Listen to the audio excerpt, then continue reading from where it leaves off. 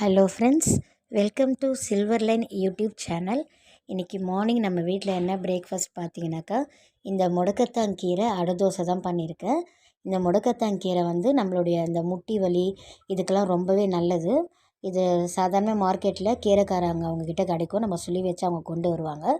அதுக்கப்புறம் இந்த அடை தோசைக்கு என்னெல்லாம் ஊற வச்சுருக்கேன்னு பார்த்தீங்கன்னாக்கா, கொஞ்சம் துவரம்பருப்பு, கடலைப்பருப்பு, அதுக்கப்புறம் கருப்பு உளுந்து போட்டிருக்கேன், அப்புறம் பச்சை பயிறு போட்டிருக்கேன், கொஞ்சம் இட்லி அரிசி, கொஞ்சம் பச்சரிசி போட்டிருக்கேன்.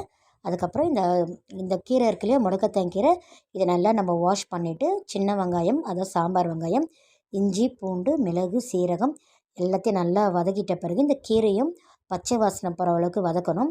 அதில் ஒரு க்ரீன் சில்லியை நம்ம காரத்துக்காக சேர்த்துக்கலாம்.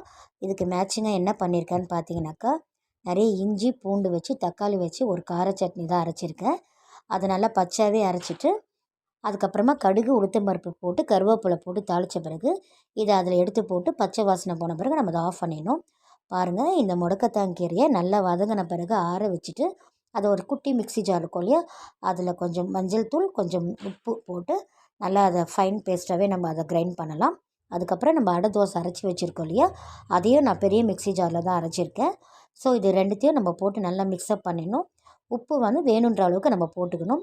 பெருங்காயத்தூளும் ஆட் பண்ணியிருக்கணும். நான் முடக்கத்தான் கீரையை வதக்கும் போதே மிளகு சீரகம் போட்டிருக்கேன். அதனால் இந்த அடை மாவில் அந்த பருப்பில் நான் அதை சேர்க்கலை. எல்லாமே ஒன்றா தான் நம்ம மிக்ஸ்அப் பண்ண போகிறோம். நெக்ஸ்ட்டு இப்போ பாருங்கள், 2 அடை தோசை செய்திருக்கேன். தேர்ட் ஒன் ஊற்றுறேன். நம்ம இதை திக்காகவும் ஊற்றலாம், மெலிசாவும் ஊற்றலாம். திக்காக ஊற்றினாலும் நல்லாவே இருக்கும். அதுக்கப்புறம் பார்த்திங்கன்னா, இதுக்கு நான் நல்லெண்ணெய் தான் யூஸ் பண்ணியிருக்கேன். அடை தோசை, காரக்குழம்பு இதுக்கெல்லாம் நல்லெண்ணெய் யூஸ் பண்ணுறது நல்லா ஹெல்த்தியான ஒன்றா இருக்கும். ஸோ இதுதான் இன்றைக்கி நம்ம வீட்டு மார்னிங் பிரேக்ஃபாஸ்ட். தேங்க்ஸ் ஃபார் வாட்சிங் மை டியர் ஃப்ரெண்ட்ஸ்.